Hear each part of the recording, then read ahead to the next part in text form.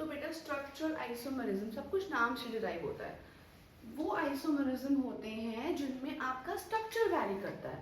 Structure मतलब किस तरीके से आप उसे रिप्रेजेंट कर रहे हो, दैट इज वैरी। अभी स्ट्रक्चरल आइसोमरिज्म भी आपके 6 टाइप्स के होते हैं। समझ में आ गया what is structural isomerism? Structural isomerism is that phenomena in which your arrangement of the carbon और एनी ग्रुप इज डिफरेंट। आपका स्ट्रक्चर ही अलग बन के निकलता है, that is a structural isomerism. जैसे अभी हमने किया एग्जांपल में ईथर और अल्कोहल, दोनों का स्ट्रक्चर बहुत अलग था, ठीक है। अब इसके 6 पार्ट्स होते हैं, काउंट ऑन विद मी। आपका पहला बनेगा चेन आइसोमरिज्म, देन आएगा आपका functional isomerism, then third will count on to your position isomerism, then fourth one will be your metamerism, then comes your fifth में आपका रिंग आ जाएगा, और आपका ring isomerism, the last will be your tauto isomerism. Tauto isomerism is very very important for you people, जो कि आपके आगे लेवल तक काम आता है। इसमें आपका मैथमेटिक्स इज वेरी सिंपल। बच्चे कंफ्यूज कहाँ होते हैं? जहाँ तक मुझे पता, after checking lot of sheets, examination sheet मैं चेक करती हूँ, तो बच्चे फंक्शनल में, पोजीशन में और चेन में गलती कर देते हैं। इतना सिंपल होने के बाद भी गलती होती है, right? Organic chemistry is full of mistakes by you people. क्यों? क्योंकि रूट कॉज नहीं पता होता। अब हम वन बाय वन सारे कैरी फॉरवर्ड करेंगे, 6 के 6 parts, and will be giving you examples so that it is very well renowned to you. अब अगर मैं पहला बात करूंगी चेन आइसोमर्स की। अब चेन का मतलब क्या हो गया यहाँ पे? चेन आइसोमरिज्म मेरा ये मेरे वो स्ट्रक्चरल आइसोमरिज्म में आएगा जिसमें मेरे डिपेंड करेगा नंबर ऑफ कार्बन एटम्स मेरे कैसे अरेंज्ड है। अब वो कार्बन चेन लॉन्ग भी हो सकती है, वो कार्बन चेन ब्रांच भी हो सकती है, it all depends on you. Chain का मतलब क्या हुआ? ब्रांचिंग भी हो सकती है, नॉन ब्रांचिंग भी हो सकती है। सिंपल शब्दों में that is my chain isomerism. Okay, अच्छा हो एक और चीज, पहले इसके एग्जाम्पल सुन लीजिए। सपोज मैंने यहाँ पे लिख दिया CH3 CH2 CH3, ये मेरा ब्यूटेन बना, सिंपल एन नॉर्मल ब्यूटेन। बच्चे पूछते हैं कि मैम एन क्यों लिखते हो? आप मत लिखो, एन का मतलब एन हम यूज करते हैं when we are going to derive the isomers of it, जो कि आपको क्लास 10th में भी सिखाते हैं, ठीक है। तो एन का मतलब होता है नॉर्मल स्ट्रेट चेन ब्यूटेन है। यहाँ पे 1 2 3 और मैंने यहाँ पे कर दिया आपकी ब्रांचिंग। तो ये है तो 4 कार्बन ही, ठीक है ना, 4 कार्बन ही, बट मैंने ब्रांचिंग कर दिया। Put up this group over here, now it is CH3 CH3 H and CH3। Okay, तो 1 2 3, 2 पे मिथाइल प्रोपेन, तो ये दोनों आपस में क्या है? चेन आइसोमर्स हैं, क्योंकि इसमें हमारा ब्रांचिंग और नॉन ब्रांचिंग में वैरी आउट कर रहा है। और एक और चीज, आपके चेन आइसोमरिज्म आपको बनाने के लिए मिनिमम 4 कार्बन चाहिए होते हैं आपको, ठीक है। आप ये प्रोपेन में नहीं कर सकते हो, आप ये मीथेन में नहीं कर सकते हो, आप ये इथेन में नहीं कर सकते हो, because they all have 1 isomer, जो कि वो खुद ही होते हैं। मीथेन का मीथेन ही आइसोमर है, इथेन का इथेन ही है, प्रोपेन का प्रोपेन ही है। ब्यूटेन के 2 हो गए। अब अगर मैं यहाँ पे आगे बढ़ जाऊँ, पेंटेन पे आऊँ, पेंटेन के 3 बन जाएंगे मेरे पास।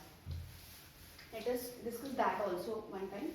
1 2 3 4 5, it is normal n pentane. मैं नंबरिंग कर रही हूँ यहाँ पर, आप उल्टी साइड से भी कर सकते हो, क्योंकि अभी हमने कोई भी ग्रुप या ब्रांचिंग नहीं करी है। मैं एक को उठा के यहाँ रख देती हूँ, 1 2 3 4, और ये हो गया इधर ऐसे, ठीक है। 2 पे मिथाइल से 2 पे मिथाइल ब्यूटेन, ठीक है। आप चाहो तो इसमें एक काम और कर सकते हो, आप ऐसे भी तो कर सकते हो, ठीक है। अच्छा, now I have made this, यहाँ पर मेरा CH3 ग्रुप है, यहाँ पर मेरा CH3 ग्रुप। जिन्होंने प्रीवियस वीडियो पढ़ा है, और मैं यहाँ पेंटेन की बात कर रही हूँ, और मेरे यहाँ पे सेकेंड कार्बन पे मिथाइल ग्रुप आ गया। जब मेरे सेकेंड कार्बन पे मिथाइल ग्रुप आता है, तो एक किसको हम क्या बोलते हैं कॉमन नेम में? We call this as isopentane. याद आ गया, ठीक है। और अब मेरे सेकेंड कार्बन पे 2 मिथाइल ग्रुप्स बना दिए मैंने। ये क्या बना मेरा? ये बना मेरा नियोपेंटेन। आई होप जिन्होंने वीडियो देखा होगा उन्हें कॉन्सेप्ट याद आया होगा यहाँ पर, राइट? तो this is the way you are differentiating your chain isomerism from the rest of isomerism, कि जिसमें आपके, अब ऐसे आप जाओ आगे चल जाओ, आप एक्सेन के बनाओ, ठीक है। एक्सेन के आपको मिलेंगे 4-5, तो आप वो सब चेन आइसोमरिज्म में आएगा कि जिसमें हमारा अरेंजमेंट ही डिफरेंट है, ब्रांच और नॉन ब्रांच स्ट्रक्चर्स हमारे पास आ जाते हैं, ठीक है। I am dropping it off. Now next I am coming on to functional isomerism. और फंक्शनल आइसोमरिज्म मैंने आपको शुरुआत में ही एग्जांपल ही शुरू से किया था फंक्शनल वाले से, ठीक है। Second I am dealing about my functional isomerism. इसमें हमारा ये मेरे वो स्ट्रक्चरल आइसोमर्स होते हैं जिनमें हमारा मॉलिक्यूलर कॉम्पोजिशन तो लिखा हुआ सेम है बट फंक्शनल ग्रुप अलग से बनता है उसका, जो मैंने आपको एग्जांपल दिया था यहाँ पे CH3 CH2OH और यहाँ पे हो गया हमारा CH3O CH3 और इन दोनों का मॉलिक्यूलर कॉम्पोजिशन क्या बनेगा C2H6O। ये मेरे होते हैं फंक्शनल आइसोमरिज्म जिसमें आपका मॉलिक्यूलर कॉम्पोजिशन तो सेम है बट आपका फंक्शनल ग्रुप चेंज हो गया, आपका वही O एक में ईथर बन के आया, वही O एक में आपका एल्कोहल बन के आया। वेरी सिंपल क्लैरिफिकेशंस, ठीक है। तो next one comes out to be your position. As the name suggest position में अब मैं यहाँ पे बात करूंगी अपने ग्रुप्स की। अगर आपके पास कोई हेलोजन है या कोई डबल बॉन्ड है या कोई फंक्शनल ग्रुप है तो उसका पोजीशन क्या है। जहां आपका पोजीशन चेंज होगा, सपोज आपने लिया यहाँ पे क्लोरोब्यूटेन, अब मैं क्लोरोब्यूटेन कह रही हूँ, मेरा लगा होगा ऑटोमेटिकली फर्स्ट कार्बन पे, अब मैं कह रही हूँ 2 पे क्लोरोब्यूटेन, तो मैंने आपकी क्लोरीन का पोजीशन चेंज कर दिया, मैंने उसको 1 के बदले 2 पे कर दिया, ठीक है। एग्जाम्पल देखो तो मैंने क्या किया, मैंने पोजीशन चेंज कर दिया। So these are my those isomers where there is difference in the position. आपके पोजीशन में डिफरेंस आ जाता है। किसके पोजीशन में डिफरेंस आता है? आपके ग्रुप्स के। लाइक कोई सब्स्टिट्यूएंट है, कोई हेलोजन है, कोई डबल बॉन्डेड सिस्टम है। ओके, एग्जांपल देखो 1 2 3 4 एंड यहाँ पे डाल दूँ C chloro. This is my chlorobutane. Okay, अब मैं यहाँ पे क्या कर रही हूँ, अपने सीएल को ऊपर शिफ्ट कर रही हूँ, तो इट इज माय 2 पे क्लोरो ब्यूटेन। अब मैंने यहाँ पे ले लिया ब्यूट 1 पे ई, मैं इस बॉन्ड को यहाँ शिफ्ट कर रही हूँ, ये मेरे बन गया ब्यूट 2 पे ई, ठीक है। अब मैं यहाँ कर रही हूँ प्रोपेनॉल, ये बन गया मेरा प्रोप 2 पे ऑल, प्रोप 2, प्रोपेन 2 पे ऑल, प्रोपेन 2 पे all. Difference in your functional group. Let's we deal about your metamerism. Have a look at me. अब मेटामेरिज्म बहुत ही आसान लगता है। मेटामेरिज्म में क्या होता है कि हम बोलते हैं हमारा वो स्ट्रक्चरल आइसोमेरिज्म है जिसमें आपके फंक्शनल ग्रुप के राइट और लेफ्ट साइड पे आपके अल्काइल पार्ट्स अलग अलग हो जाते हैं, ठीक है। एग्जाम्पल है मेटामेरिज्म का नंबर 4 मेटामेरिज्म, ठीक है। अब जैसे मैंने कि बोला आपके फंक्शनल ग्रुप के राइट और लेफ्ट साइड पे आपके मिथाइल ग्रुप्स अलग हो जाते हैं, दैट इज योर मेटामेरिज्म। ये मेरे स्ट्रक्चरल आइसोमेरिज्म के अंदर ही आता है। Example CH3O C2H5, ethyl methyl ether. Ethers की नेमिंग कैसे होती है कॉमन, जब आपका आप अल्फाबेटिकल ऑर्डर में आप अरेंजमेंट करते हो अल्काइल ग्रुप्स का, ई पहले आता है या फिर एन पहले आता है, ई पहले आता है ना, तो इथाइल मिथाइल ईथर, यहाँ पे C2H5, यहाँ पे CH3। इस ग्रुप के राइट साइड पे इथाइल, लेफ्ट पे है मिथाइल। और इफ आई से मिथाइल प्रोपाइल ईथर, तो इस O के इस साइड पे आपका मिथाइल और इस साइड पे आपका प्रोपाइल। तो जब आपके अल्काइल ग्रुप्स अलग हो जाते हैं आपके फंक्शनल ग्रुप के आसपास, उसे हम क्या बोलते हैं, हमारा metamerism. Now the next one is your ring isomerism. अब ring isomerism का definition क्या होगा? These are my those structural isomers in which we have a branch structure and we have a ring structure. एक open chain होता है और एक closed chain होता है। अब कैसे होता है वो देखो। And the phenomenon is called ring isomerism. अब मैंने यहाँ पे ब्यूट 1 पे इन बनाना है, बट क्योंकि ये रिंग मुझे बनानी है तो I will make in a different way out like this, but 1 पे E। अब अगर ये बॉन्ड यहाँ आ जाए तो इट्स अ बॉन्ड ट्रांसफर, ठीक है। तो what I will get my cyclobutane. अब ऐसे अगर आपको लगता है कि मैम हम कंफ्यूज होते हैं, हम नहीं बना पाते हैं, तो आप पेंसिल लेके you make the bonds also, बाद में उसे रब कर दो, सिंपल। अब अगर मुझे साइक्लोपेंटेन बनाना है, मुझे पता है कि मुझे यहाँ जाना है, ऑर्गेनिक केमिस्ट्री में तो हम पहले प्रोडक्ट लिखते हैं, हम बाद में डिराइव करते हैं वो कैसे आया होगा, ठीक है ना। Now it is carbon, carbon, I am teaching because of you people, ठीक है, कार्बन। अब यहाँ पे आप डबल बॉन्ड कर दो इसको, ठीक है। तो आपने अभी क्या बना दिया, पेंट 1 पे ईन। अब अगर ये बॉन्ड यहाँ चली जाए तो साइक्लोपेंटेन बन गया आपका, ये ना साइक्लोपेंटेन आपका। ऐसे आप हेक्स 1 पे ईन लेकर साइक्लोहेक्सेन बना दो, आपने ईन से एन में कन्वर्ट कर दिया। Okay, that is your ring isomerism. Now comes the important one, tautomerism.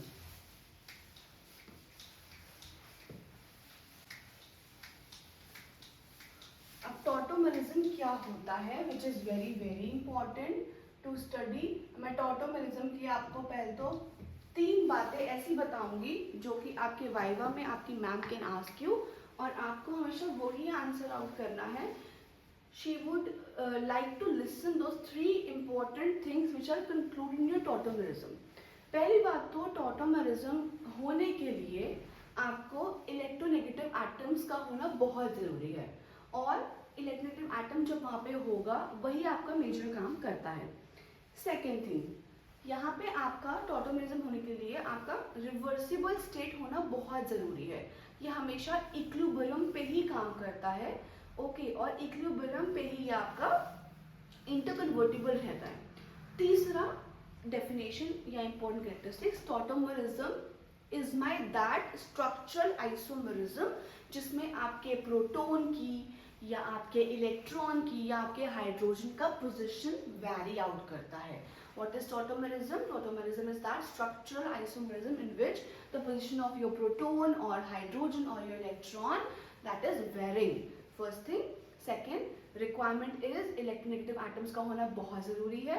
Third, आपको इक्विलिब्रियम चाहिए ही चाहिए टू अटेन इट, बिकॉज ये इंटरकन्वर्टिबल रहते हैं। इन तीनों कंडीशंस को माइंड में रख के इसका नाम दिया जाता है कीटो enol tautomerism.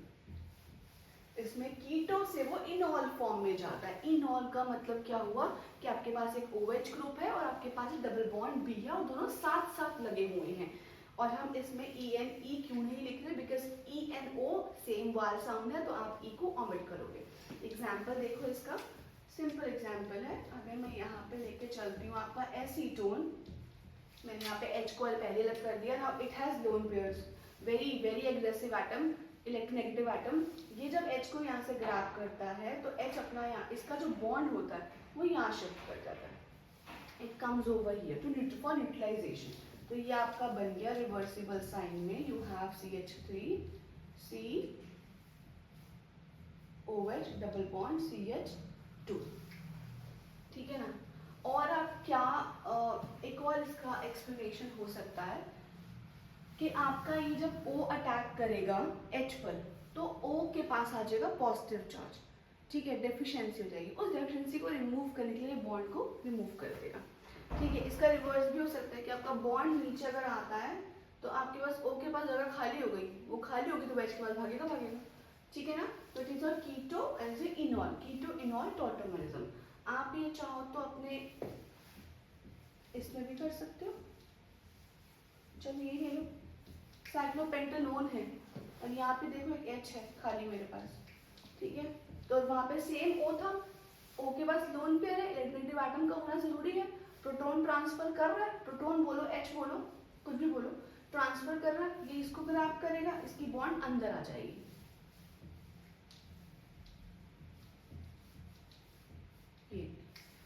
You made your keto enol system हो गई, ठीक है ना। इसकी नेमिंग क्या करोगे, साइक्लो, अच्छा अब OH है और एक रिंग लगी हुई है तो आप नंबरिंग यहीं से करोगे, मेरा फर्स्ट हो जाएगा। तो 1 पे साइक्लो, पेंट पे इनॉल, ठीक है ना, पेंट 1 पे इनॉल, ऐसे बोल सकते हो। अब आप चाहो तो इसको ऐसे लेके चल लो, आप दो भी कर सकते हो, you can do this also, ठीक है। आप रिवर्सिबल, यहाँ पर भी एक H है, यहाँ पर भी एक H है, दोनों साइड पे एक H है। आपका twist को change, it will be like this. अगर मैं यहाँ पे ऐसे कर दूं, ठीक है, यहाँ पर जो आपका स्ट्रक्चर बन के आता है ना बेटा, यहाँ पर आपका यहाँ पर नैप्थलीन होता, फिर इसी तो naphthalene, this is your keto enol tautomerism, जिसमें आपकी 3 कंडीशन मैंने फॉरवर्ड कर दिए. इक्विलिब्रियम स्टेट का होना बहुत जरूरी है, इलेक्ट्रोनेगेटिव एटम का होना बहुत जरूरी है, और आपका प्रोटॉन का transfer is required. 3 condition and the concept is done. अब हम आगे पढ़ेंगे स्टीरियोआइसोमेरिज्म. अब स्टीरियोआइसोमेरिज्म होता क्या है? इन स्टीरियोआइसोमेरिज्म अगर मैं सिंपल कॉन्सेप्ट में बात करती हूँ, तो अब यहाँ पे आपका spatial arrangement of your atoms vary.